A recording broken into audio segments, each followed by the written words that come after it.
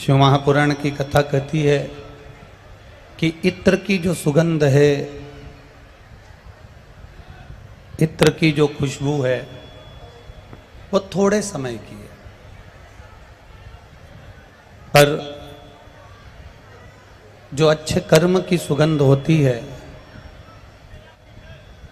अच्छे कर्म की जो सुगंध होती है, वह हमारे केवल जीते जी नहीं, मृत्यु के बाद तक की रहती है। जो अच्छे कर्म की सुगंध होती है वो लंबे समय तक चलती है।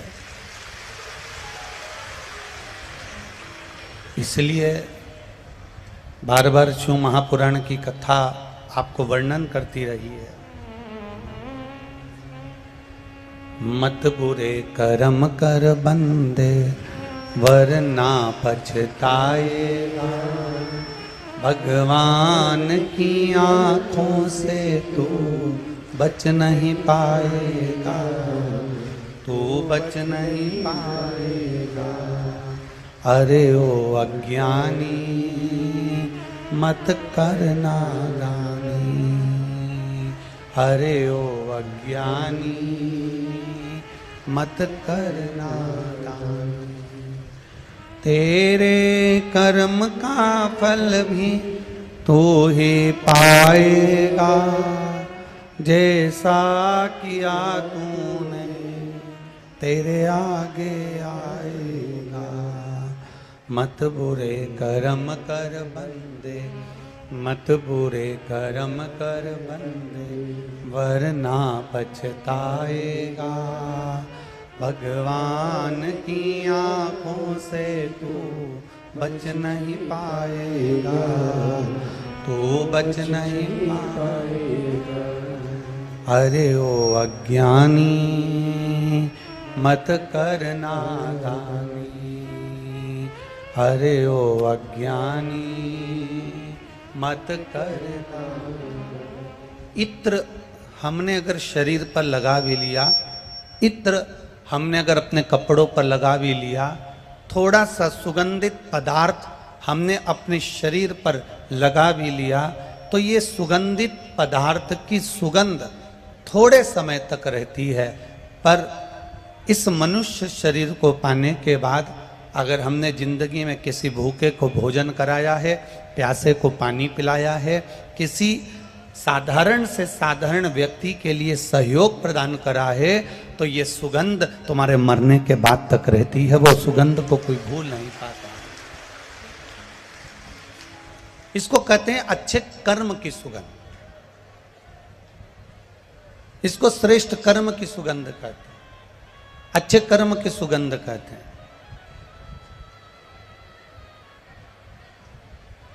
और ये अच्छे कर्म की सुगंध कोई साधारण सी नहीं होती महाराज।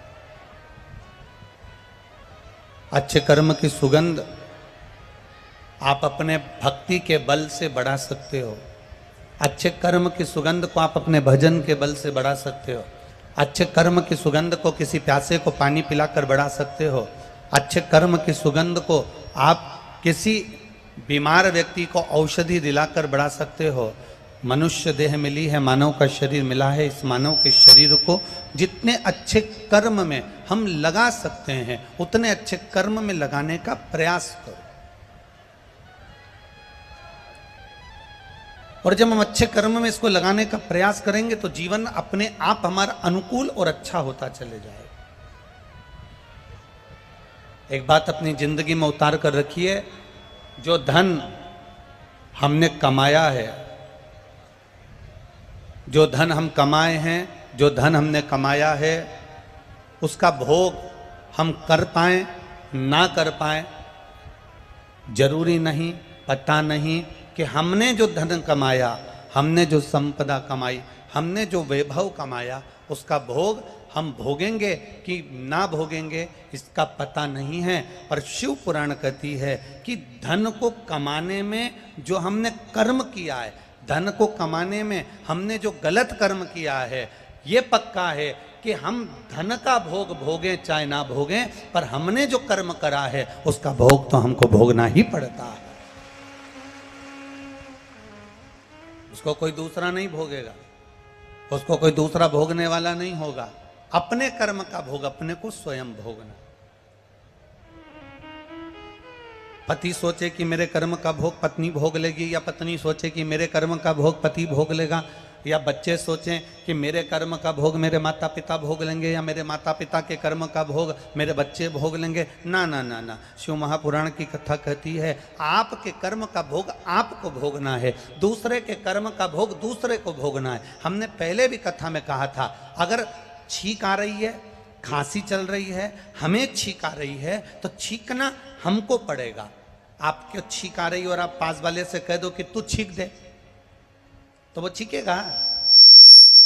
आपको खांसी चल रही है और आप बाजू वाले से कह दो कि तू खांस ले, तो वो खांसने से फायदा क्या होगा। आपको भूख लग रही है और आप बाजू वाले से कह दोगे कि तू भोजन कर ले, तो उससे कोई फायदा नहीं होगा। आपको प्यास लग रही है और आप पानी दूसरे को पीने को दे रहे हो, तो उसका कोई लाभ नहीं होगा।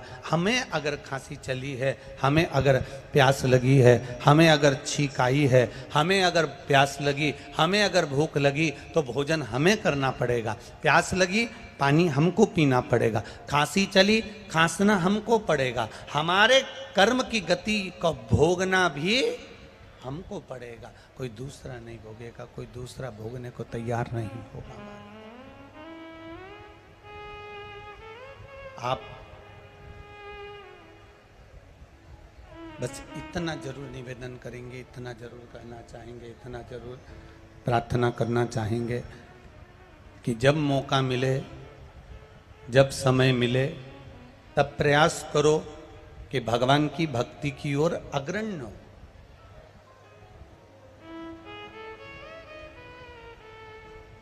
शंभु शरणे मांगू घड़ी रे घड़ी, दुख काटो दया करी ने दर्शन। हमारे कर्म की गति का भोग हमको भोगना है। अपने को प्यास लगी तो पानी भी अपने को ही पीना, अपने को भूख लगी तो भोजन भी अपने को ही करना, अपने को खांसी चली तो खांसना भी अपने को ही। तुम जैसा कर्म करोगे वैसा भोगना तुमको है। महाराज, एक पिताजी अपना पूरा राजपाट, अपने 3 बेटे हैं और इन 3 पुत्रों में से किसी एक को पूरा राजपाट देना है। एक को राजा बनाना है, एक को पूरा राजपाट देना है। पिताजी ने मन में विचार करा कि मेरे 3 बेटे हैं और मेरे इन 3 बेटों को, मैं इन 3 पुत्रों को, इन 3 बेटों को मैं ये पूरा राजपाट देना है, तो मैं कैसे प्रदान कर दूं? इन तीनों को मैं कैसे राजपाट दे दूं? इन तीनों को मैं कैसे प्रदान कर दूं? तीनों ने विचार किया, पिताजी ने विचार किया। अभी अच्छा चल रहा था, फिर गड़बड़ कर दिया आपने बाबू। पिताजी ने विचार करा कि इन 3 पुत्रों में से मैं किसको राजपाट दूं? इन 3 बेटों में से मैं किसको राजपाट दूं? मेरा बड़ा बेटा, मंझला बेटा कि छोटा बेटा? मंझले को दूं कि छोटे को दूं? कि मंझले को दूं कि बड़े को दूं कि छोटे को दूं? मैं राजपाट दूं तो दूं किसको? मैं किसको प्रदान करूं? अब पिता ने ये बात का स्मरण किया और अपनी धर्म पत्नी से कहा कि मेरे 3 बेटे हैं, बड़ा, मंझला और छोटा।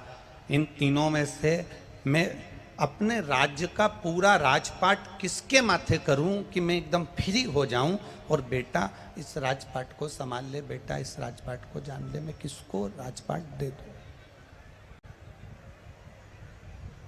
दूं तो दूं किसको? प्रदान करूं तो प्रदान करूं किसको? कहूं तो कहूं किससे? धर्मपत्नी बड़ी समझदार थी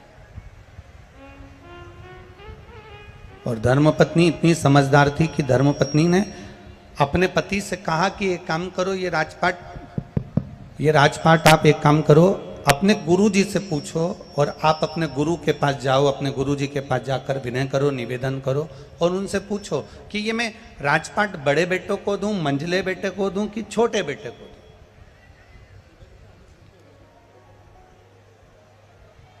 पति अपनी पत्नी को लेकर गुरु जी के पास पहुंच गए। नंदीश्वर शिव महापुराण की कथा चल रही है, जरा सावधानी से सुनना और अपने जीवन में उतारना जरूर।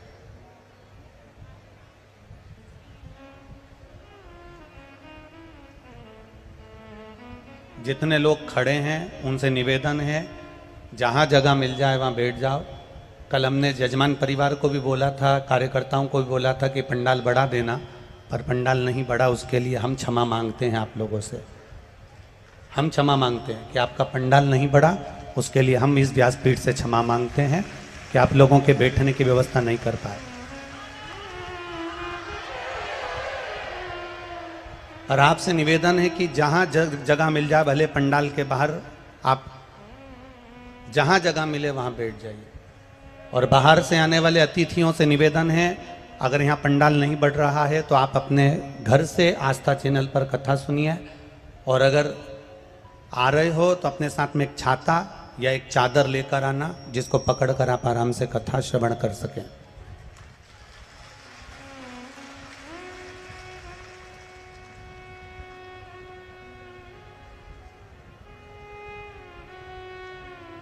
और आगे भी जितनी कथाएं हैं लाइन से, उनसे निवेदन है आप लोग अगर भक्तों के बैठने की व्यवस्था कर सकें, छांव कर सकें तो कथाओं को करवाइए, वरना कथाएं कैंसिल कर सकते हो। निवेदन है आपसे। अगर भक्त धूप में खड़े रहें और उनकी व्यवस्था नहीं हो सके तो ऐसी कथा करने से कोई लाभ नहीं है। आप लोगों से निवेदन है, जहां जगह मिल रही है वहां रज पे बैठ जाओ, जमीन पर बैठ जाओ और अपने आसपास में जो छाते हों, चादर हों, उसको सिर पर डाल के आराम से आप लोग बैठ सकते हैं। हर हर बोल बम का नारा है। शिव कथा कह रही। 3 पुत्र हैं और इन 3 पुत्र, बड़े को मैं राजपाट दूं, मंझले को राजपाट दूं कि छोटे को राजपाट दूं, ये विचारणी है।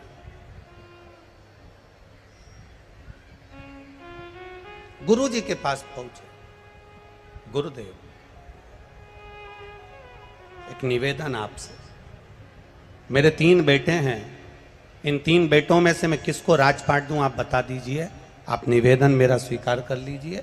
गुरुजी ने कहा एक काम करो कि ये जो थोड़े से मेरे पास में पुष्प के बीज रखे हैं, फूल के बीज रखे हैं, ये फूल के बीज आप अपने 3 बेटों को दे दीजिए और आकर 3 बेटों से ये फूल के बीज आप वापिस मांग लीजिएगा।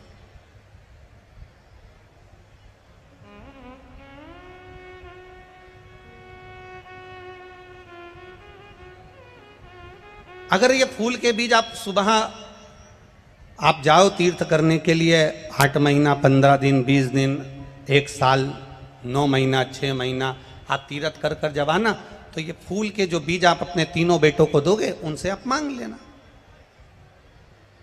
उनसे आप प्राप्त कर लेना।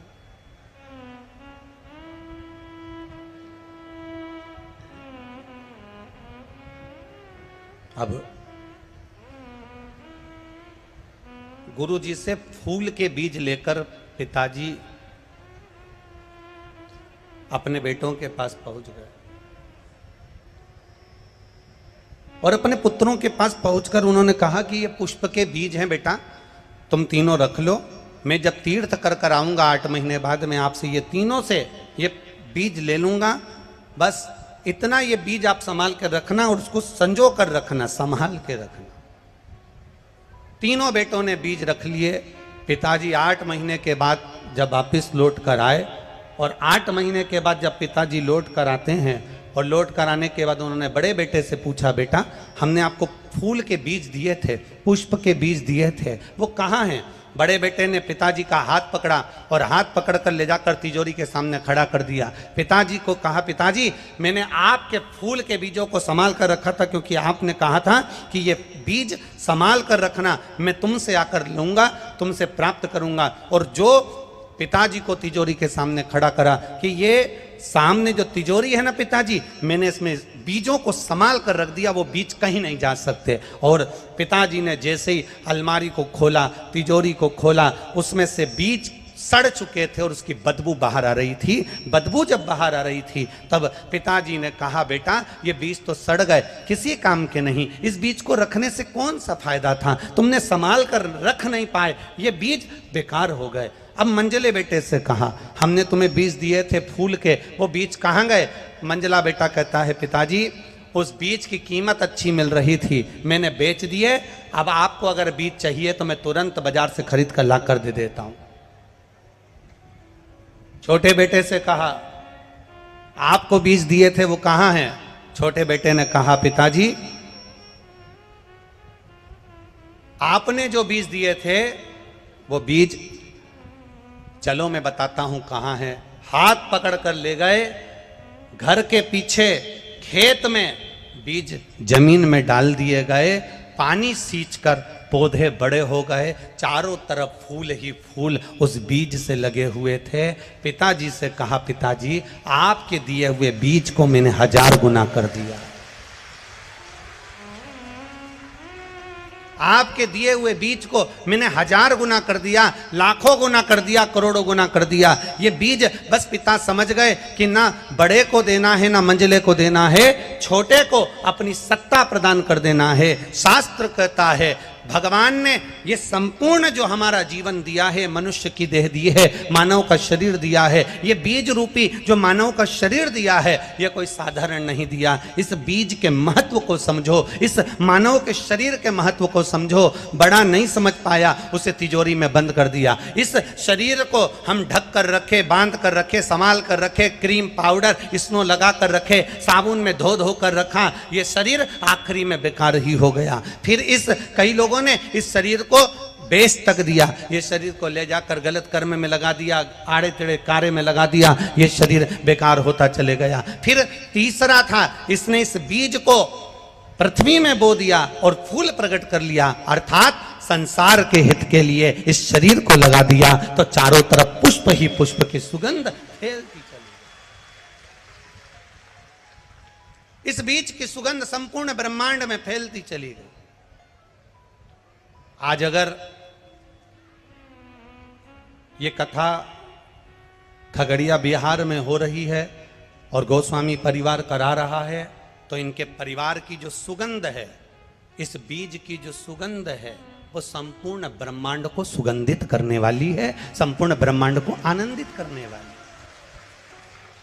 अगर आज खगड़िया बिहार के अंतर्गत ये कथा हो रही है और गोस्वामी परिवार अगर करा रहा, तो ये सुगंध संपूर्ण ब्रह्मांड की, शिव नाम की, भक्ति के नाम की, स्मरण के नाम की, राम नाम की, कीर्तन की, भगवत भजन की, भगवत नाम की, ये सुगंध संपूर्ण ब्रह्मांड को फैलाने वाली, संपूर्ण ब्रह्मांड में एक आनंद की अनुभूति कराने वाली, एक आनंद का सुख देने वाली है।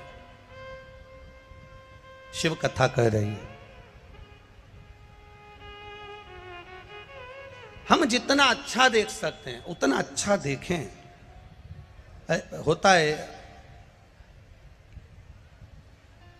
एक व्यक्ति ने प्रश्न किया था एक जगह पर कि गुरुजी मेरे घर के सामने कुम्हार का घर है और उसके पास में 5 और 6 गधे हैं।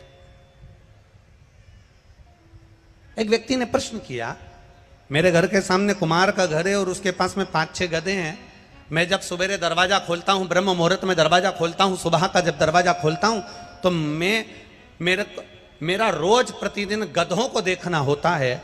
आप बताएंगे क्या गुरुजी, गधे को देखना शुभ होता है कि अशुभ होता है सुबह सुबह?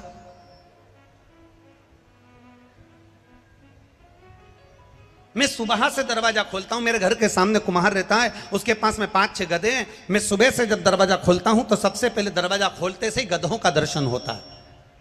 सुबह से उठते से ही गधों को देखता हूं। आप बताएंगे गुरुजी कि गधा देखना सुबह से शुभ होता है कि अशुभ होता है? अब हम मन में सोचे, विचार करें कि तुम्हारा गधे को देखना शुभ होता है कि अशुभ होता है पता नहीं, पर यह पक्का है कि गधा सुबह से तुमको देखता होगा तो बेचारा दिन भर बोझा ढोता होगा। ये पक्का है।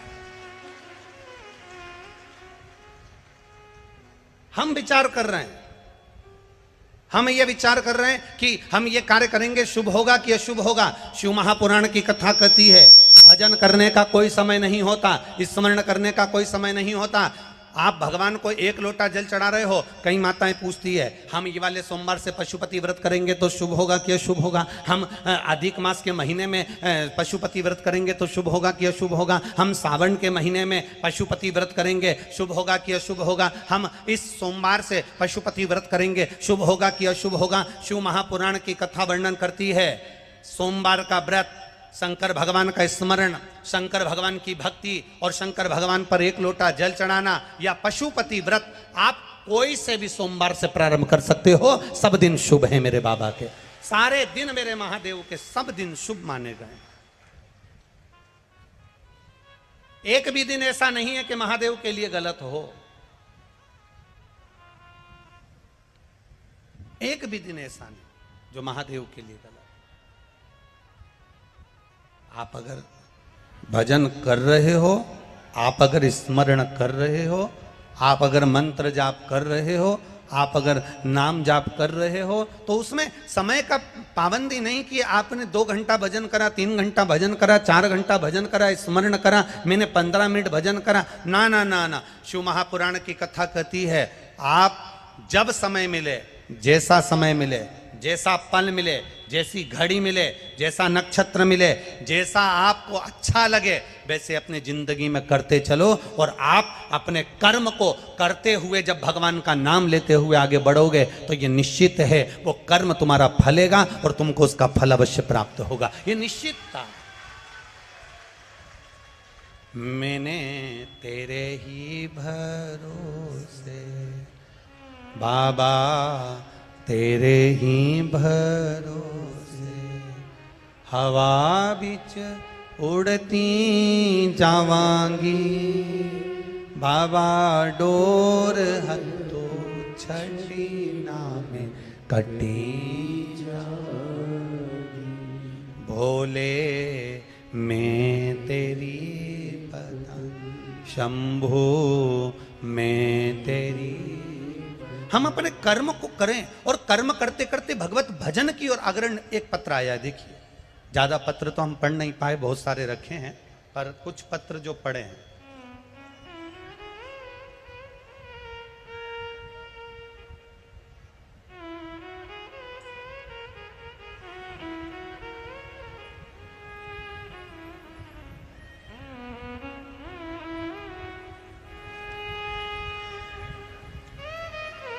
मेरा नाम साधना देवी है, गुलनी कुशहा, सही बोला है? गुलनी कुशहा, जिला बांका की रहने वाली हूं। ठीक है? अरे बोलो तो सही, गड़बड़ तो नहीं बोला है? हाँ ठीक है। फिर तो मेरा नाम साधना देवी है, मैं गुलनी कुशहा, जिला बांका की रहने वाली हूँ। कहीं बैठी हैं साधना देवी जी? कहीं बैठी हो तो हाथ हिलाइएगा, दोनों हाथ हिलाइए। अच्छा आप ही हैं? हाँ दोनों हाथ हिला दो ऐसा, ठीक है। हाँ एक बार वापिस हिला दीजिए दोनों हाथ जी, ठीक है। मेरा नाम साधना देवी है, मैं गुलनी कुशहा, जिला बांका की रहने वाली हूँ। शिव महापुराण की कथा आस्था चैनल पर देखती रही हूँ। गुरुदेव, मेरा बेटा 2 साल से नौकरी की तैयारी कर रहा था। बाबा की कृपा का मैं क्या वर्णन करूं। मैंने 3 सोमवार के पशुपति व्रत हुए थे और बाबा ने मेरी सुन ली और मेरे बेटे की गवर्नमेंट जॉब लग गई, इसलिए मैं बाबा को यहाँ नमन करने के लिए आई हूँ। साधना देवी, गुलनी कुशहा, जिला बांका, मोबाइल नंबर भी उन्होंने अपना लिखा है। एक बार जोरदार ताली बजाएं। बहन बहुत बहुत बधाई आपको। बैठिए। हर हर महादेव। एक बड़ा अच्छा और प्रश्न, बड़ा भाव से अच्छा पत्र आया है।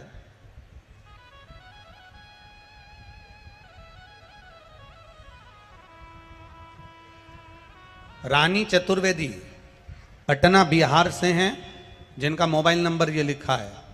आप भी पत्र जो हम पढ़ते हैं वो पत्र को आप टीवी के माध्यम से, एलईडीओं के माध्यम से पढ़ सकते हैं। रानी चतुर्वेदी पटना बिहार से, कहीं बैठी हो तो दोनों हाथ हिलाएं। आप ही हैं? हाँ, दोनों हाथ हिला दो बहन एक बार। हर हर महादेव। वापिस हिलाओ दोनों हाथ एक बार। हर हर महादेव। बाबा के चरणों में दंडवत प्रणाम नमन। मैं गुरुजी एक लोटे जल का शिव की भक्ति का क्या बखान करूं। मेरी शादी 2010 में हुई थी। तब से मेरे पति प्राइवेट काम करते थे, लेकिन मेरे पति की और मेरी इच्छा थी कि वो सरकारी नौकरी करें। गुरुजी इस बीच उन्होंने बहुत सारे प्रयास करे, मगर किसी में भी सफलता नहीं मिली। बहुत परेशान थे गुरुदेव। पूरा परिवार फिर 1 फरवरी 2022 में किसी रिश्तेदार ने बताया कि एक बार टीवी के सामने बैठकर शिव महापुराण की कथा सुनो, आस्था चैनल पर आती है, सियोर वाला महाराज करता है। आप प्रेम से उस कथा को श्रवण करो और संकल्प लेकर जो बताया जाए उसको करना। गुरुजी उस दिन आपने पशुपति व्रत के बारे में बताया और हमने पशुपतिनाथ का व्रत करना प्रारंभ किया। और बाबा की कृपा का क्या वर्णन करूं गुरुदेव। मेरे पति ने 2017 में एक सरकारी नौकरी के लिए परीक्षा दी थी। उस परीक्षा को देकर मेरे पति भी 2017 के बाद उसको भूल गए थे, क्योंकि उसका कोई रिजल्ट नहीं था। पशुपति व्रत का मात्र दूसरा व्रत पूर्ण हुआ था और गुरुदेव बाबा की कृपा ऐसी हुई कि 13 फरवरी 2023 को मेरे पति का ज्वाइनिंग लेटर आ गया और मेरे पति सरकारी नौकरी में लग गए। मैं बाबा को यहाँ प्रणाम करने के लिए आई हूँ। बैठिए बहन। हर हर महादेव। एक पत्र और बड़ा भाव से आया है। राजकिशोरी जायसवाल, बेगूसराय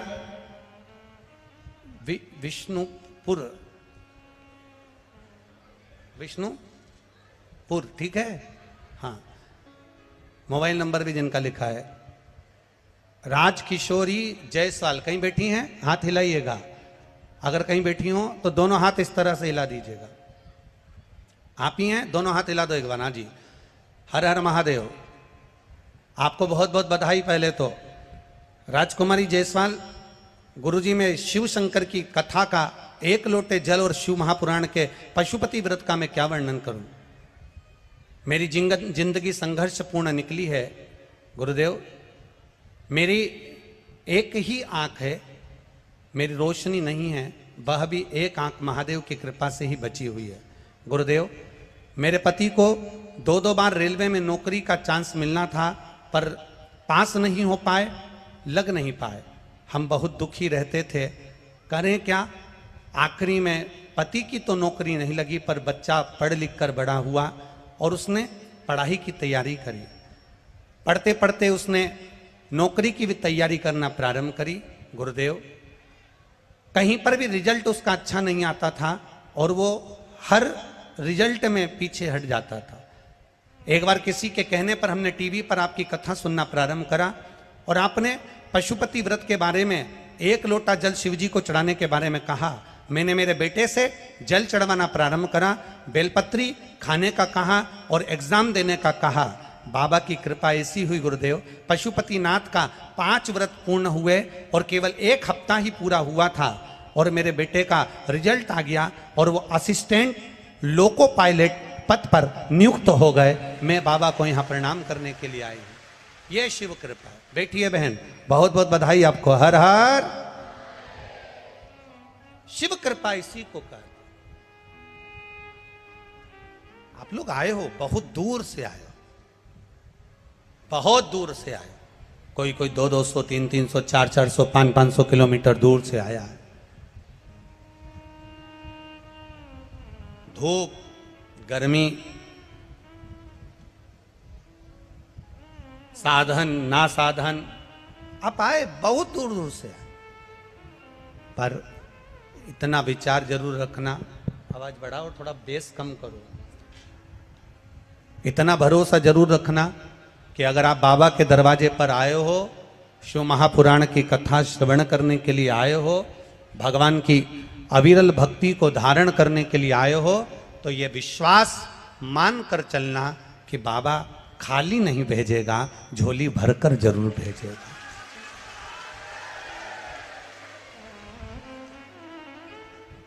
मां गंगा का तट है, वो देवघर वाला अपने मंदिर में नहीं है अभी,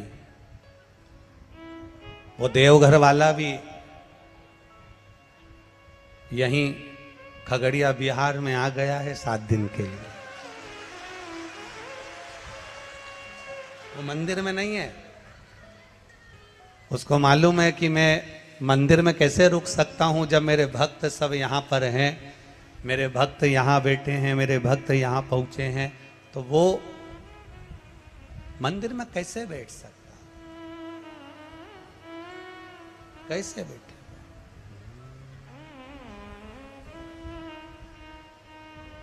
खाली न जाता कोई दर से तुम्हारे, खाली न जाता कोई दर से तुम्हारे, मैं भी खड़ा हूँ नन्ही बाहें पसारे, अपने हृदय से लगा लो, लगा लो, गिरा जा रहा हूँ उठा लो, प्रभु अपने दर से अब तो न टालो, गिरा जा रहा हूँ उठा लो, उठा लो। आप दिल से अगर पहुँचे हो, भाव से अगर पहुँचे हो, एक विश्वास लेकर अगर पहुँचे हो, एक भरोसा धारण कर कर अगर पहुँचे हो, तो ये भरोसा तुम्हारा बाबा देवघर वाला कभी तोड़ेगा नहीं, तुम्हारी झोली भरेगा जरूर।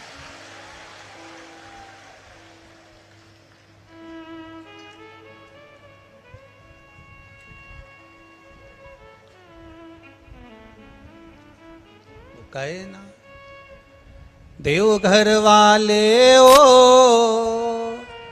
डमरू वाले हो,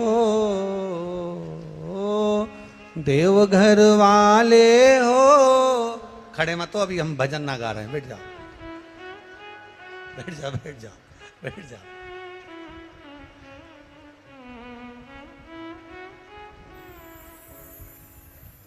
देवघर वाले हो, डमरू वाले हो,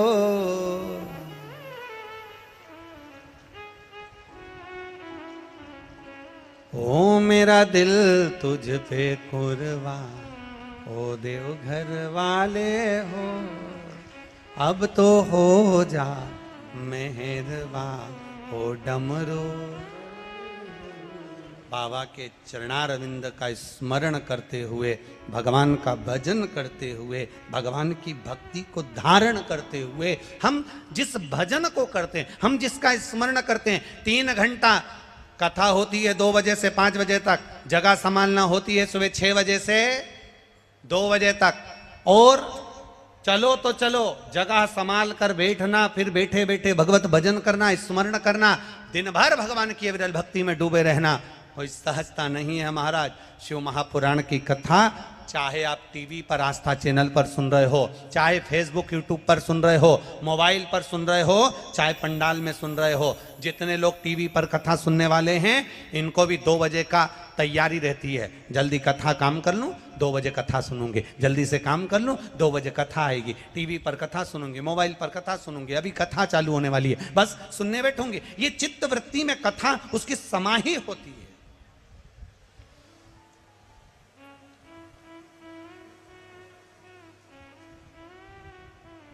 चित्तवृत्ति में यह कथा उसके रमी होती है, और चित्तवृत्ति में जब यह कथा समाई होती है, चित्तवृत्ति में यह कथा जब रमी होती है, तो वो एक आनंद की लहर कर जाती है, एक आनंद का एक आनंद प्रदान कर जाती है महाराज।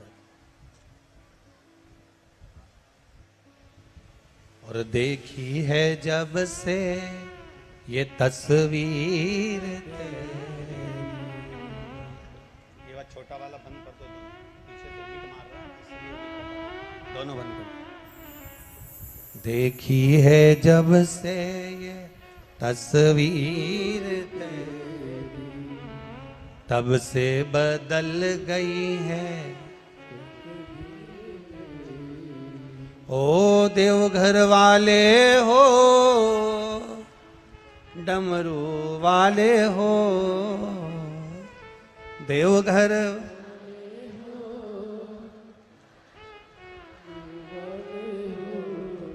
अब तो हो जा मेहरबान हो देवघर वाले, अब तो हो जा मेहरबान हो डमरू। बस इस नेत्र को, इस चित्त को, इस वृत्ति को, इस मन को केवल एक बात अपने हृदय में संजोना है कि संसार सागर के लोग अपने हों ना हों, पर देव अधिदेव महादेव को अपना बनाने का प्रयास करना है। आप यहाँ जितने लोग बैठे हैं ये सब स्कूल गए हुए होंगे, यहाँ जितने लोग बैठे हैं सब स्कूल होकर आए हो ना। बचपन में स्कूल पढ़े कि नहीं पढ़े? अरे बोलो तो जम के। आपकी क्लास में कितने बच्चे होते थे? लगभग 25, 30, 50, 40 तो होते होंगे। और पूरे स्कूल में कितने बच्चे होते थे? लगभग 200, 300 तो होते होंगे। अब एक बात बताओ, पूरे स्कूल में 200 से 300 बच्चे हैं तो क्या सारे बच्चों से तुम्हारी अच्छी फ्रेंडशिप है, अच्छे मित्र हैं तुम्हारे? अरे बोलो जम के बोलो। नहीं है। क्लास में 40 बच्चे हैं, क्या 40 बच्चे से तुम्हारी अच्छी मित्रता है?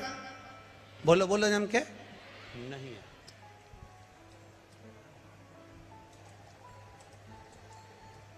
चालीस बच्चों 200 बच्चों में से 200 बच्चे हैं तो 200 बच्चों में से 200 बच्चों से तुम्हारी अच्छी मित्रता नहीं होगी। 40 बच्चे हैं तो उन 40 बच्चों से तुम्हारी अच्छी मित्रता नहीं होगी।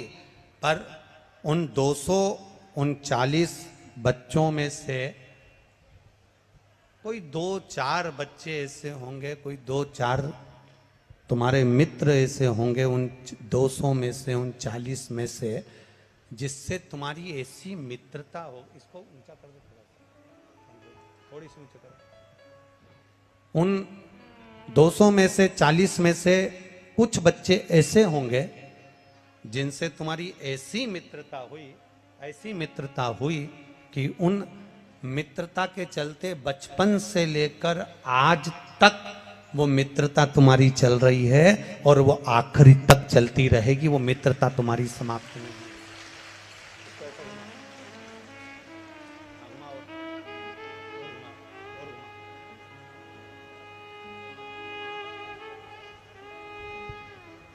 वो 200 बच्चे में से, वो 40 बच्चों में से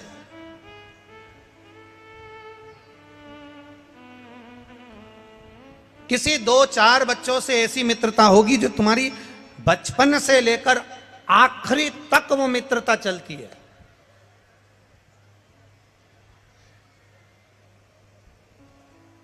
अंतिम समय तक तुम्हारी मित्रता चलती है। पूरे स्कूल के बच्चे से और पूरे क्लास के बच्चों से इतनी मित्रता नहीं होती जो 2-4 से हो जाती है, किसी 1-2 से हो जाती है। उसी तरह शिव महापुराण की कथा कहती है, जैसी 200 बच्चे में से किसी एक बच्चे से तुम्हारी मित्रता हुई और मित्रता आखिरी तक चली, भगवान शिव की कथा कहती है ऐसी मित्रता आप अपने देव अधिदेव महादेव से बना लो जो आखिरी तक चल जाए, बाकी के सबसे निपटी रहे, निप जाए। आखिरी आखिरी तक चल। ऐसी मित्रता एक मेरे देवाधिदेव महादेव से बनाओ।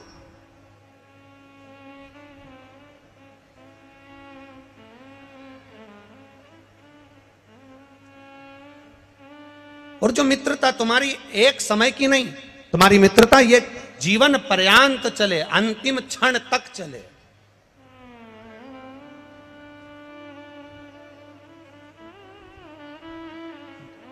नंदी भगवान शिव के गण नंदीश्वर, बंद कर दो बाबा, उसको बंद कर दो। शिव के गण नंदी, भगवान शंकर के गण नंदी।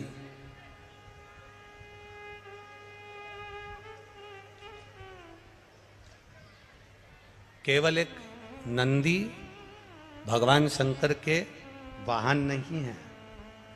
नंदी भगवान शिव को घुमाने वाले केवल एक बैल नहीं, एक वाहन नहीं। नंदी भगवान शंकर के एक मित्र भी है, एक मित्र भी है। नंदी भगवान शंकर के गुरु भी हैं। अब आप कहोगे गुरुजी ये भगवान, आप कहां की कथा कह रहे हो? क्या नंदी भगवान शिव के गुरु हो सकते हैं? क्या नंदी भगवान शंकर के मित्र हो सकते हैं?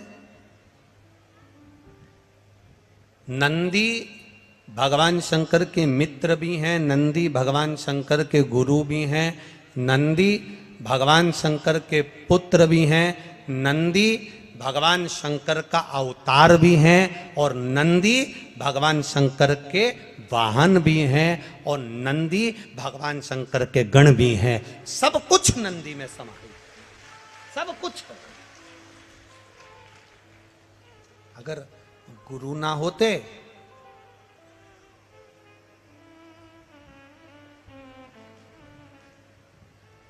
आप लोगों में से कोई नासिक गया है कभी? पंचवटी गए हो, नासिक गए हो, कुंभ के मेले में पहुंचे हो, तो वहां दर्शन करे होंगे कपालेश्वर महादेव के। कौन से महादेव हैं? कपालेश्वर,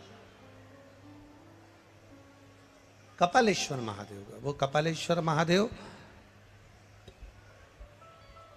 कपालेश्वर महादेव भगवान शिव जब ब्रह्मा जी पर क्रोध करे, भगवान शंकर को जब ब्रह्मा जी पर गुस्सा आया, क्योंकि उन्हें झूठ बोल दिया था। भगवान विष्णु पाताल में जाते हैं और ब्रह्मा जी आकाश में जाते हैं। ऊपर जाते जाते जाते जाते जाते जाते जाते जाते भगवान शंकर के शिवलिंग का आखिरी छोर शीश देखने के लिए जा रहे हैं। आखिरी छोर देखने के लिए, शीश देखने के लिए जा रहे हैं, आखिरी का छोर। और भगवान विष्णु नीचे पताल में भगवान शंकर के शिवलिंग के चरण देखने के लिए जा रहे हैं। भगवान नारायण को मालूम था कि चरण नहीं मिलेंगे, नारायण वापिस आ गए। पर ब्रह्मा जी जाते गए जाते गए जाते गए, और जाते जाते एक उन्होंने केतकी का फूल तोड़ लिया और एक गौ माता को लेकर भगवान विष्णु के पास आ गए। नारायण ने पूछा, क्या आपको भगवान शंकर भगवान के शिवलिंग का शीश दिखा? तो ब्रह्मा जी बोले कि हमको शीश दिखा कि नहीं दिखा, पहले आप बताओ कि आपको चरण दिखा है क्या भगवान शंकर के शिवलिंग का?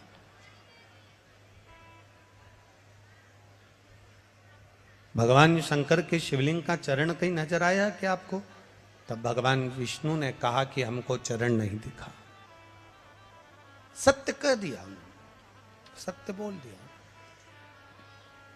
और जब उन्होंने सत्य बोला, जब उन्होंने सत्य कहा,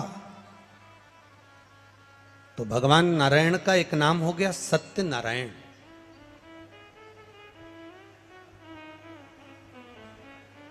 ब्रह्मा जी बोले आपको चरण नहीं मिला, वो अपनी जगह पर मुझे भगवान शंकर के शिवलिंग का शीश मिला।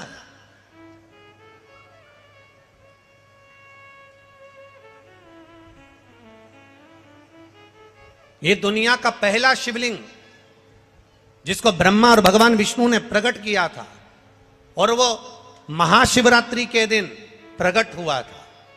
इसलिए भगवान शंकर के जन्म उत्सव को, भगवान शंकर के प्रागट्य उत्सव को, भगवान शंकर के शिवलिंग के प्रागट्य उत्सव को मनाया जाता है महाशिवरात्रि के रूप में। महाशिवरात्रि के रूप में मनाया जाता है।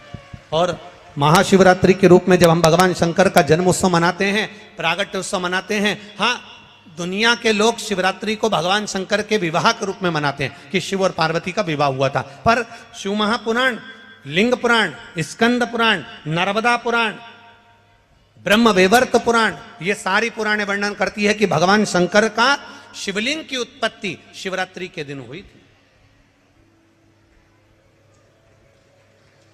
अब हम लोग जब मना रहे हैं, हम लोग जब धारण कर रहे हैं, हम लोग कह रहे हैं कि ये भगवान शंकर का मंगल विवाह हुआ। आप भले साधना कर रहे हैं, आप भले आराधना कर रहे हैं, शिव जी की आराधना में लगे हैं, भले आपने कह दिया शिवरात्रि को भगवान की शादी हुई थी, या आपकी सोच है, या आपका विचार है, पर शास्त्र, हमारा पुराण, हमारा वेद, हमारा शास्त्र कहता है शिवरात्रि के दिन भगवान शंकर का प्रागट्य हुआ था। हाँ, माँ जगज्जननी के साथ में मंगल विवाह की रात्रि हो, हम मना नहीं करेंगे, पर विचार करना कि शंकर भगवान की शिवरात्रि साधना की रात्रि होती है। शंकर भगवान की शिवरात्रि एक आराधना की रात्रि होती है। हमने पहले भी कथाओं में कहा, हर महीने शिवरात्रि आती है, प्रत्येक महीने शिवरात्रि पड़ती है, और प्रत्येक महीने की शिवरात्रि पर अगर आपसे बन सके, आप दुनिया में अगर आपके पास में लोग कहें कि ये बहुत गरीब व्यक्ति है, बहुत साधारण व्यक्ति है, इसके पास धन नहीं है, वैभव नहीं है, सत्ता नहीं है, इसके पास खुद का मकान नहीं है, इसके पास खुद की प्रॉपर्टी नहीं है, इसके पास खुद की दुकान नहीं है, दूसरे के यहाँ काम करता है, इसके पास कुछ भी नहीं है, हम उनसे कहेंगे 12 महीने शिवरात्रि आती है, 5 जगह पर चढ़ाई हुई बेलपत्र, आप एक वर्ष 12 शिवरात्रि का एक नियम ले लो, 5 जगह पर बेलपत्र समर्पित करना सीख जाओ। एक बेलपत्र,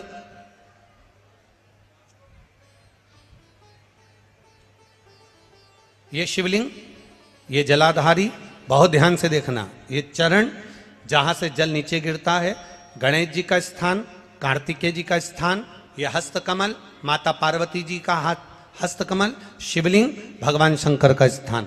ऊपर से जो एक एक बूंद जल शिवलिंग के ऊपर गिर रहा है, शंकर भगवान की 5 बेटियां, जया, विषहरा, शामरीबारी, दौतली, देव। बीच में जो एक मोटी सी लाइन है वो शंकर भगवान की छोटी लड़की, क्या नाम है? अशोक सुंदरी। ये पूरे शिवलिंग का वर्णन। 5 जगह पर बेलपत्र, 5 स्थान पर बेलपत्र, 12 महीने की शिवरात्रि। आप दूसरे के यहाँ काम कर रहे हो, नहीं है नौकरी, नहीं है काम, दूसरे के मकान में रह रहे हो, खुद का मकान भी नहीं, खुद का प्लाट भी नहीं, खुद की प्रॉपर्टी भी नहीं, बहुत संघर्ष की जिंदगी जी रहे हो, ठेला धका रहे, लॉरी चला रहे, गाड़ी चला रहे, ऑटो चला रहे, अपने लिए करने का प्रयास करना।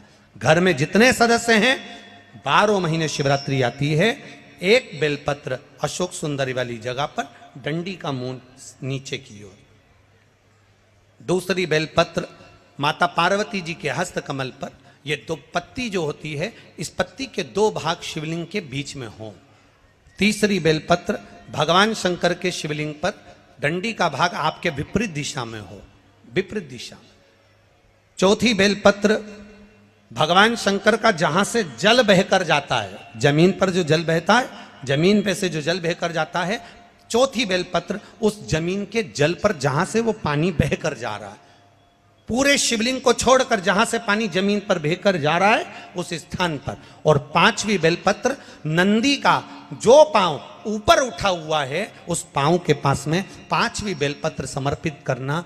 एक शिवरात्रि से लेकर 12 शिवरात्रि जो 1 वर्ष तक कर लेता है, 1 वर्ष अपनी कड़ी मेहनत के साथ में मेहनत पूरी करना। और ये 5 बेलपत्र हर महीने जो शिवरात्रि आती है उस पे समर्पित करना प्रारंभ कर दीजिए और मेहनत करना प्रारंभ कर दीजिए। आपको आपके कर्म का फल मिलेगा। साल भर के अंदर आप अच्छे बनकर बैठ सकते हैं। शिवरात्रि 12 महीने आती है, 12 हर महीने शिवरात्रि।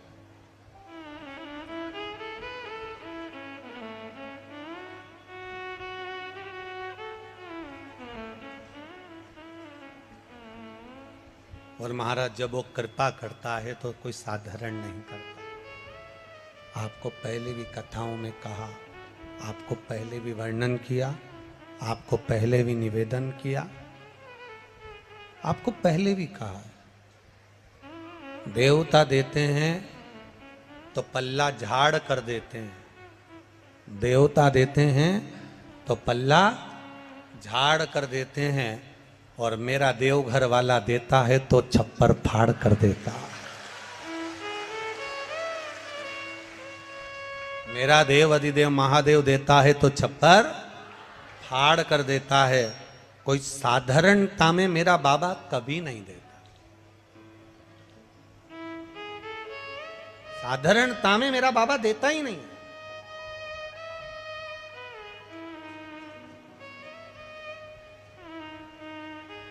अभी हम यहाँ खगड़िया बिहार आ रहे थे, उसके पहले एक भक्त सीहोर मिलने के लिए आया और उसकी शादी को 9 साल हो गए थे।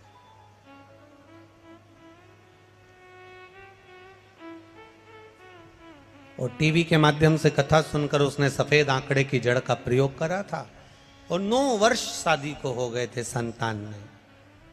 अब उसकी पत्नी ने एक बार पशुपति व्रत करा, संतान गर्भ नहीं ठहरा।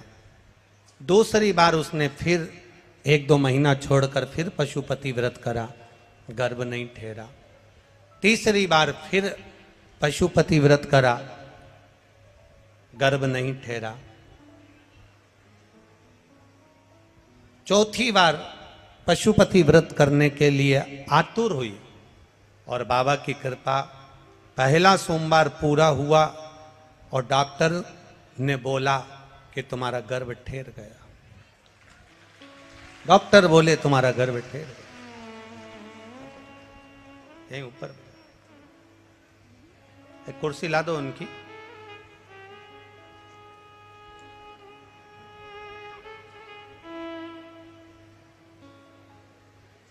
डॉक्टर बोले तुम्हारा गर्भ ठहरा। 9 महीने पूर्ण हुए। डॉक्टर ने जब अल्ट्रासाउंड करा, जांच करी, तो उस जांच में निकला कि इनके गर्भ में 1 बच्चा नहीं, 2 बच्चा नहीं,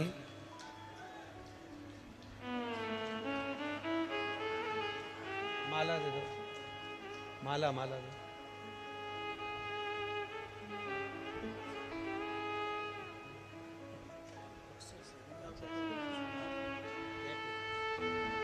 माला लाओ ना।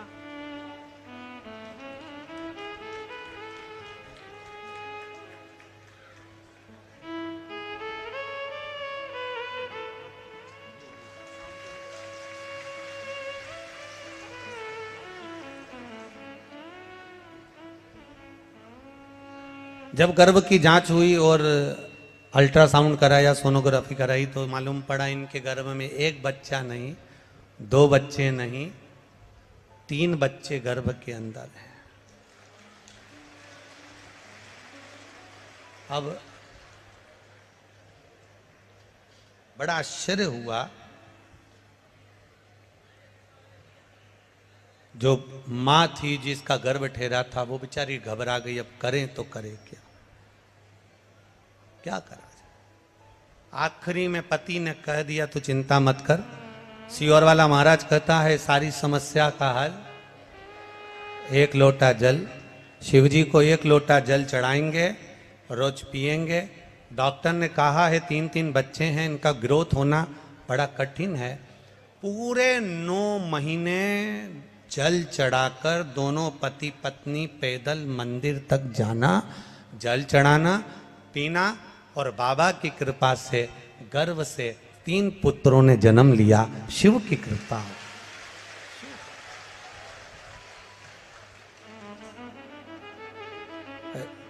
हमारे सुनील के पास वो फोटो भी होगा, जरा आस्था चैनल पर अगर बन सके तो मोबाइल में से वो फोटो जरूर चलाएं। 3 बच्चों को हम गोदी में लिए हुए हैं। उसको लेकर जब वो सीहोर आए कुबेरेश्वर धाम को प्रणाम करने, तो वो तीनों बच्चे हमारी गोदी में दिया। हमने कहा ये शिव कृपा नहीं तो और क्या है, शिव करना, ये शिव की उदारता, ये शिव की कृपा। खाली न जाता कोई दर से तुम्हारे, खाली न जाता कोई दर से तुम्हारे, मैं भी खड़ा हूँ नन्ही बाहें पसार, अपने हृदय से लगा लो, लगा लो, गिरा जा रहा हूँ उठा लो। एक विश्वास के साथ इस खगड़िया गांव में कहना चाहूंगा, इस खगड़िया बिहार में कहना चाहूंगा, अपने दिल की बात इस माँ कात्यायनी की भूमि पर कहना चाहूंगा, इस खगड़िया में कहना चाहूंगा कि जिसने इस कथा को दिल से सुना है, जिसने शिव महापुराण पर विश्वास किया है, मेरे भोलेनाथ ने उसका हाथ पकड़कर पार किया है, ये निश्चित है।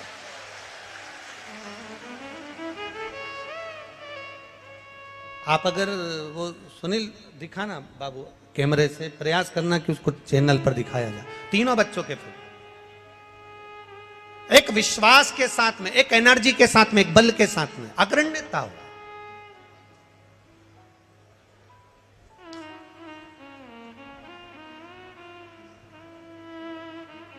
आपका भरोसा पक्का रखिए। ये तीन बेटों ने पत्र लिखा कि हमारी नौकरी लगी, इन्होंने विश्वास पक्का रखा, अपना कर्म करा, अपनी मेहनत करो, मेहनत करने के लिए कभी पीछे मत हटना।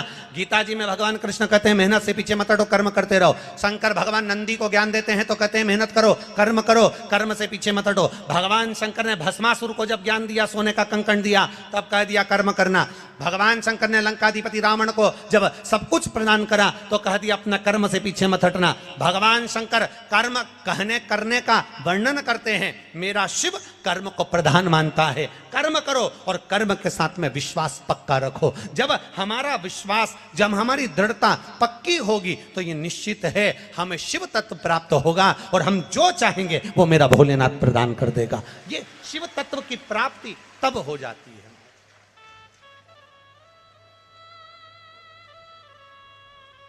आप मित्रता 200 से, आपके क्लास में 200 लोग हैं, 200 लड़के हैं, 200 बच्चे हैं, उनसे मित्रता मत रखो।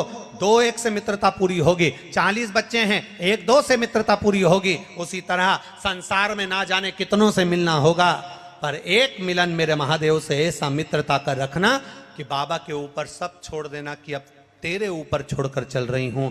मैंने सुना शिव महापुराण में कि तू एक कंकर में शंकर समाहित होता है। मैंने सुना शिव महापुराण में एक लोहे के टुकड़े को भी तू सोना बना देता है। मैंने सुना शिव महापुराण में एक कांच के टुकड़े को तू हीरा बना देता है।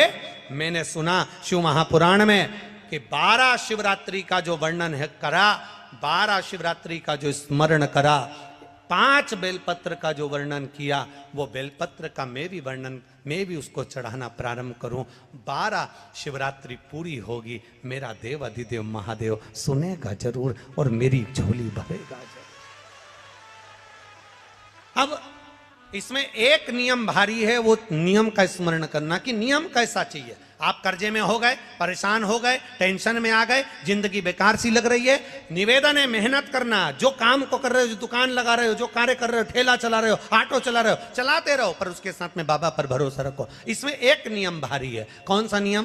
कि मान लो 12 शिवरात्रि में आप 1-2 शिवरात्रि शिव जी के मंदिर पहुंच गए, तीसरी शिवरात्रि पर भूल गए या किसी कारणवश कहीं दूर चले गए, ना जा पाए, तो घर के जितने सदस्य हैं सबसे निवेदन है कि 12 महीने की शिवरात्रि का नियम बना रहे हो तो घर के सभी लोग बेलपत्र चढ़ाने का नियम बनाओ। उसका कारण ये है, घर का एक व्यक्ति अगर बाहर चले भी गया, घर का दूसरा व्यक्ति शिवरात्रि को भूल भी गया, घर का तीसरा व्यक्ति किसी कारणवश काम में लग भी गया, तो घर का चौथा व्यक्ति तो शिवरात्रि याद रखेगा और हमारा नियम पूरा हो जाएगा। नियम पूरा हुआ तो हमारा कार्य पूरा।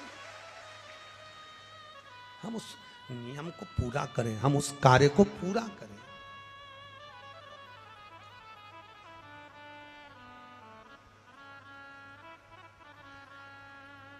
मेरे बाबा दया करना,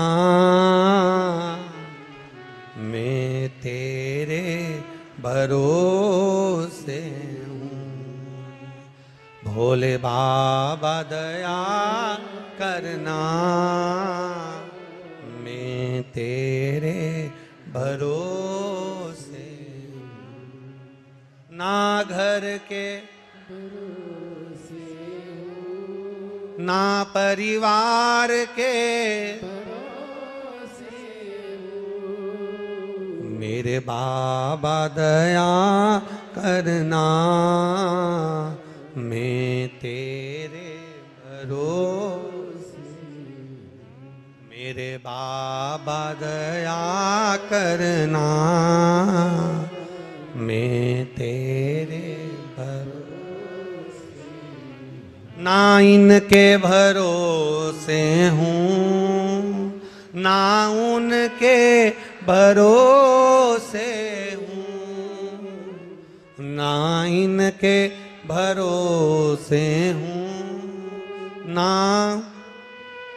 भरोसे हूँ। मेरे बाबा दया करना,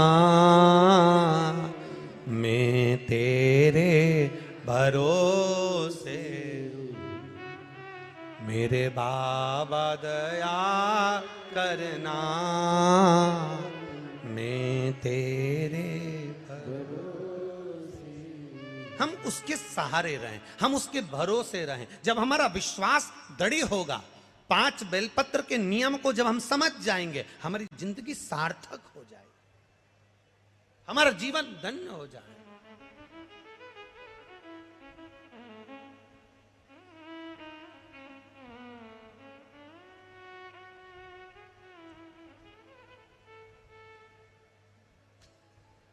बाबा से विश्वास, भरोसा, दृढ़ता। नंदी भगवान शंकर का मित्र भी है, नंदी भगवान शंकर का गुरु भी है, नंदी भगवान शंकर का शिष्य भी है, नंदी भगवान शंकर का गण भी है, नंदी भगवान शंकर का वाहन भी है, नंदी भगवान शंकर का अवतार भी है, नंदी भगवान शंकर का पुत्र भी है। नंदी ये कोई साधारण नहीं।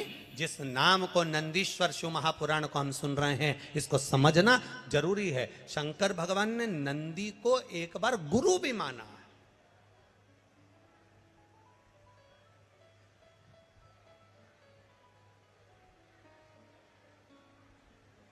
एक बार नंदी को गुरु मान लिया भगवान ने। जब ब्रह्मा जी झूठ बोल दिए, केतकी के फूल ने झूठ बोला, तो भगवान ने कह दिया, केतकी मैं तुझे श्राप देता हूं, तू शिव पर कभी नहीं चढ़ेगी। गौ माता को श्राप दिया भगवान ने झूठ बोलने पर कि तू झूठ बोली है, इसलिए तेरा पूरा शरीर पूजा जाएगा, पर तेरा मुख अपूज्य होगा। अपूज्य।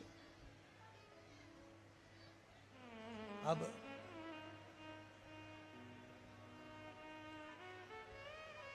महाराज ब्रह्मा जी की बारी आई और ब्रह्मा जी ने जो झूठ बोला, ब्रह्मा जी कहते हैं आकाशवाणी झूठी है। भगवान देवादिदेव महादेव ने अपने पैर के नख को तोड़ा, फेंका, काल भैरव प्रकट कर लिया। काल भैरव से कहा काट दे ब्रह्मा का सिर। ब्रह्मा जी के 5 मुख थे, 4 मुख से वेद शास्त्र पुराण का वर्णन करना और 1 मुख से ब्रह्मा जी को केवल निंदा या अपशब्द कहना। भगवान ने तुरंत उसके शीश को कटवा दिया। ब्रह्मा का शीश कटा, शीश कटा हुआ देवादिदेव महादेव के हाथ में आकर चिपक गया।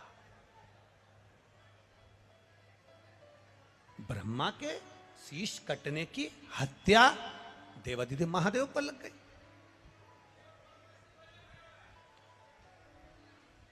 कपाल लग गया हाथ से, शीश लग गया हाथ में, और जब शीश हाथ में लगा भगवान देवादिदेव महादेव कई गंगा महारानी से कहे, गंगा ये मेरे हाथ में जो शीश चिपका है, ब्रह्मा जी का जो ये माथा मेरे हाथ में कपाल चिपक गया, ये निकलेगा कैसे? गंगा जी बोली, प्रभु आपका सारा पुण्य मैंने दे दिया, इसके बाद भी ये कपाल नहीं छूटा। सारे पुण्य एकाग्रित करे गए पर वो कपाल नहीं छूटा। आखिरी में शंकर भगवान एक मौन होकर स्तुप्त होकर बैठ गए। और मेरे देव अधिदेव महादेव जब मौन होकर स्तुप्त होकर बैठते हैं, तप साधना में लीन होकर बैठते हैं, तब नंदी से ये दशा नहीं देखी गई। भगवान देव की ये दशा नंदीश्वर से नहीं देखी गई। और नंदीश्वर को लगा कि मेरे प्रभु मौन होकर बैठ गए, यह हाथ में कपाल लगा हुआ है, कपाल हाथ में लगा, और मेरे महादेव एकदम मौन होकर बैठे हुए हैं। आखिर बात क्या है? क्या बात है? बहुत ध्यान देना कथा पर।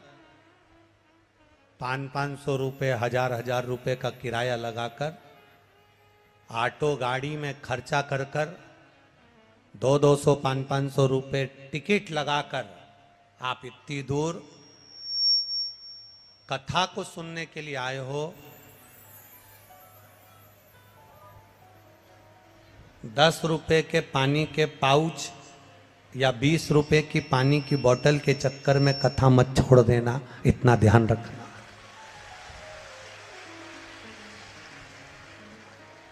हमने पहले भी कथा में कहा है आपको, कथा सुनने आओ तो पानी की कितनी बोतल साथ लेके आओ?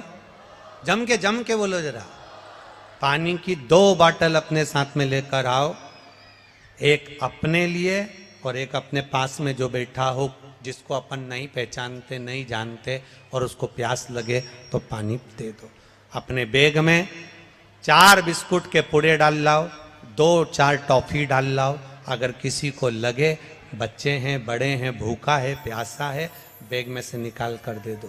पर चलती कथा में अगर कहीं कोई आपको डिस्टर्ब करे या आपको लगे तो उसके हाथ पैर जोड़कर कह दो, भैया हम बाद में पी लेंगे, हम बाद में ले लेंगे, अभी कथा सुन लेने दे। 500 रुपये खर्च कर कर आई हूँ कथा सुनने के लिए, बस मुझे सुनना, धारण ये छूट ना जाए।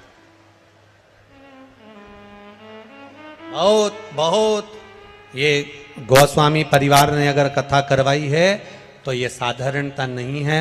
स्वर्गीय श्री गौरी शंकर जी गोस्वामी, स्वर्गीय देवकी देवी गोस्वामी, ये पूर्वज कोई साधारण नहीं होंगे, जिनके पुत्र श्री नवीन कुमार गोस्वामी ने ये कथा का आयोजन रखा है। एक बार जोरदार ताली बजाएं कि ये कथा की सहजता नहीं है, हमारी साधारणता नहीं है, ये कहीं शिव कृपा हुई होगी तो ये कथा हो रही। करो भजन, करो इसमें थोड़ा हो, भक्ति का बल बढ़ाइए, भजन का बल बढ़ाइए।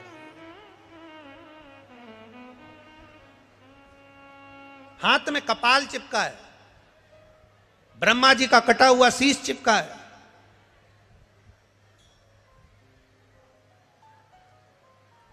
और हाथ में जब ब्रह्मा जी का कटा हुआ शीश चिपका हुआ है, भगवान शिव तप साधना करने के लिए बैठ गए। अब वो कपाल हाथ से निकल नहीं रहा। गंगा महारानी भी कह रही है कि मैंने सारा पुण्य दे दिया पर ये कपाल नहीं निकल रहा। यमुना जी कह रही है मैंने पूरा पुण्य दे दिया, सरयू जी कह रही हैं, नर्मदा जी कह रही हैं सारा पुण्य दे दिया, पर ये कपाल हाथ से छूट नहीं रहा। नंदीश्वर से नहीं देखा गया, भगवान शिव के प्रिय गण नंदी से नहीं देखा गया। और जब नंदीश्वर से नहीं देखा गया तो नंदीश्वर उसी समय पर वहां से ओझल हो जाते हैं, चले जाते हैं।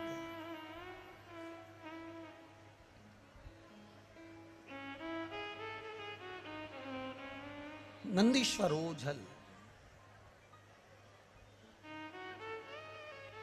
कहते हैं 3 दिन तक माता पार्वती जी को नंदी नहीं दिखे, 3 दिन।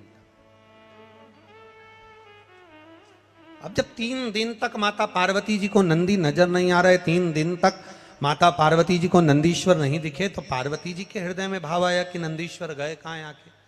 अब 3 दिन तक ना दिखने के बाद में नंदीश्वर ने एक छोटे से बछड़े का रूप ले लिया, और छोटा सा गाय का बछड़ा, छोटा सा गाय के बछड़े का रूप रखकर नंदीश्वर भगवान शंकर जहां तप साधना कर रहे थे, गाय के बछड़े का रूप धरकर नंदीश्वर भगवान शंकर के पास में आ गए। और बछड़े का रूप लेकर नंदीश्वर शिव जी के पास में आकर जब रंभाना प्रारंभ करा, मां कहकर पुकार रहे हैं, मां कहकर पुकार रहे हैं, ओम कहकर पुकार रहे हैं, मां कहकर पुकार रहे हैं।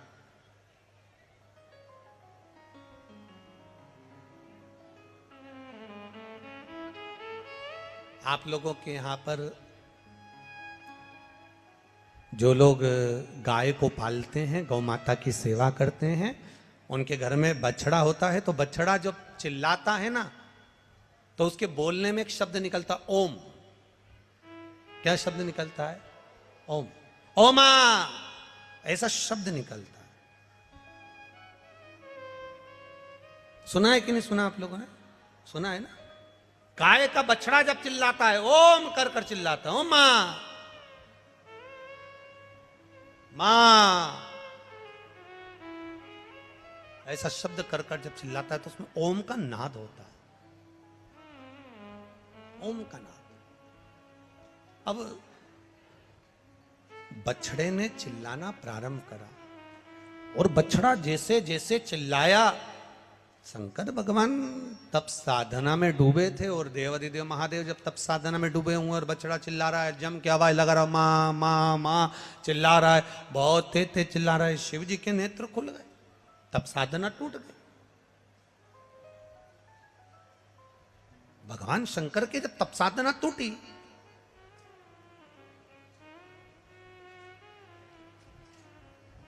शिव जी ने देखा कि ये बछड़ा आया है और तप साधना मेरी तोड़ दिया है। और बछड़े ने चिल्लाकर कहा, मां, शंकर भगवान के डमरू की जो डोर थी, उस डमरू की डोर को छोटे से बछड़े ने अपने छोटे से सींग में उस डमरू की डोर को लटका लिया।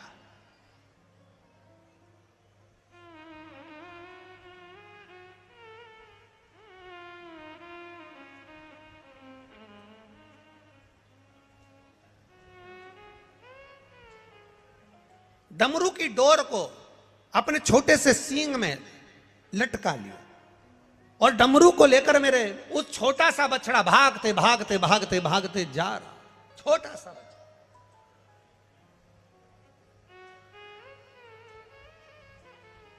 पहुंच गए पंचवटी, नासिक, गोदावरी का तट।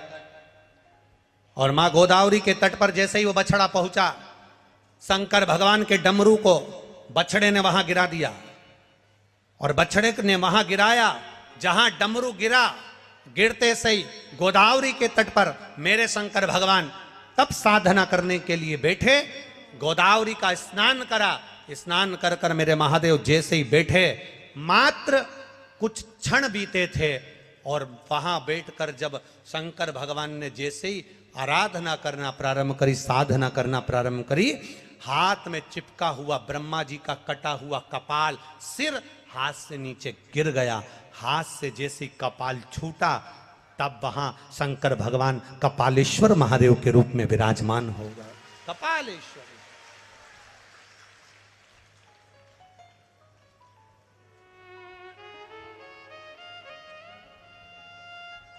दुनिया के केवल मात्र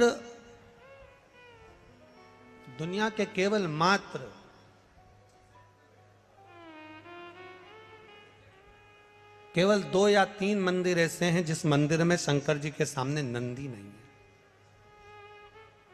है। एक अमरनाथ की गुफा जिसमें शंकर जी के शिवलिंग के सामने नंदी, बोलो बोलो जम के, नहीं है। दूसरा पंचवटी नासिक, मां गोदावरी के तट पर कपालेश्वर महादेव, जिनके सामने नंदी नहीं है। क्यों? नंदी छोटे से बछड़े का रूप रखकर शंकर भगवान को ज्ञान दिया, बिठाया, तप कराया, हाथ से कपाल छूट गया। जब नंदी सामने आया तब शंकर भगवान ने नंदी के हाथ जोड़ लिए, तूने मुझे गुरु बनकर ज्ञान दिया है, मेरे सामने अगर शीश नवाकर बैठेगा, मैंने तुझे गुरु माना है, शीश नवाकर बैठेगा तो मेरे गुरु का अपमान हो जाएगा, इसलिए इस मंदिर में तू मेरे सामने मत बैठ, चले जा।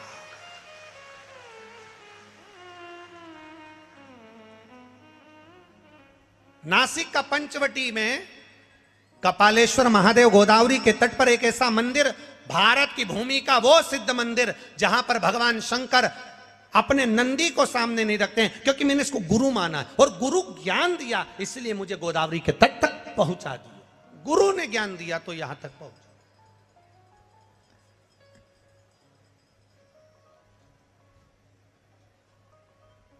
एक किसी भाई ने एक पत्र लिखा है,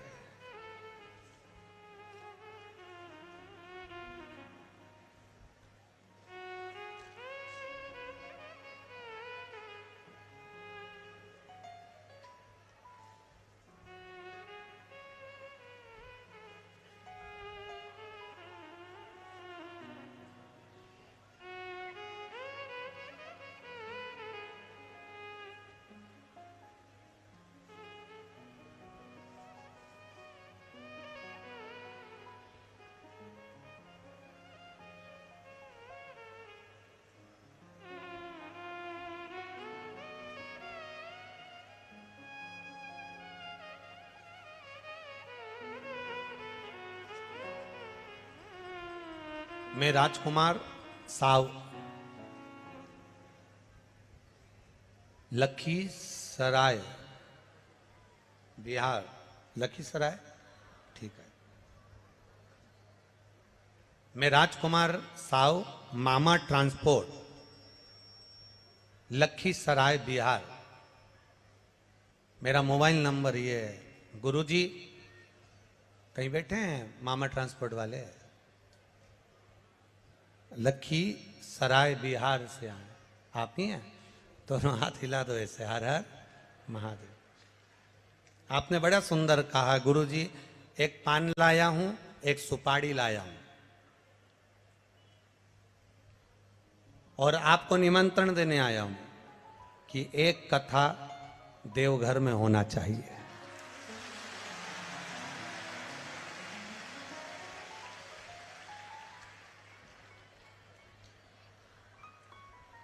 मामा ट्रांसपोर्ट वाले भैया जी, राजकुमार जी, साहू जी, आपको बहुत बहुत साधुवाद है।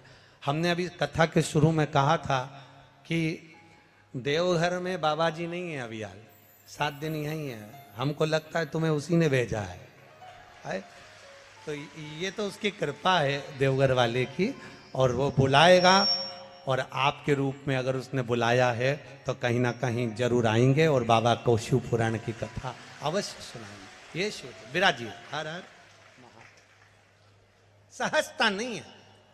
आपके भीतर का जो भाव है, आपके भीतर की जो श्रद्धा है, आपके भीतर का जो विश्वास है, वो आपके सम्मुख में होना चाहिए।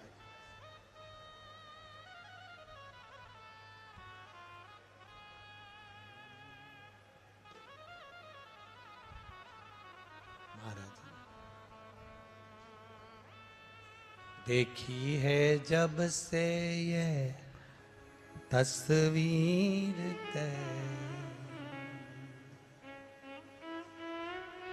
जब से सवर गई है तकदीर में, ओ देवघर वाले रे, ओ डमरू वाले रे, देवघर वाले रे, ओ डमरू वाले रे, अब तो हो जा मेहरवा, ओ देवघर वाले रे, अब तो हो जा मेहरवा, ओ देवघर वाले रे, मेरा दिल तुझ पे कुर्बान, ओ देवघर वाले रे, मेरा दिल तुझ पे देवघर वाले रे, अब तो हो जा मेहरवा, ओ डमरू वाले रे, अब तो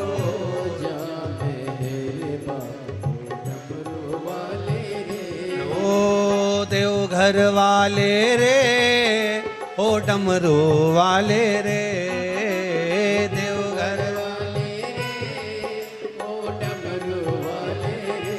हाँ देवघर वाले रे, ओ डमरू वाले रे, देवघर वाले रे, ओ डमरू वाले रे। अब तो हो जा मेहरबान, ओ देवघर वाले रे, अब तो हो जा मेहरबान, ओ देवघर वाले रे। मेरा दिल तुझ पे कुर्बान, ओ डमरू वाले रे, मेरा दिल तुझ पे कुर्बान, ओ डमरू वाले रे।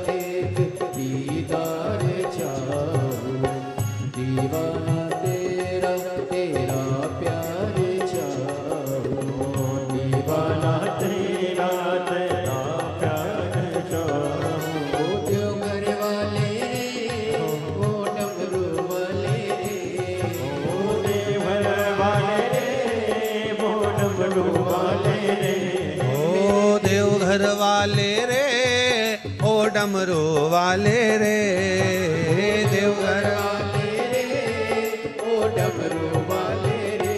अब तो हो जा मेहरवा, ओ देवघर वाले रे, अब तो हो जा मेहरबा, ओ देवघर वाले रे। हे मेरा दिल तुझ पे कुर्बा, ओ डमरू वाले रे, मेरा दिल तुझ पे कुर्बा, ओ देवघर वाले रे।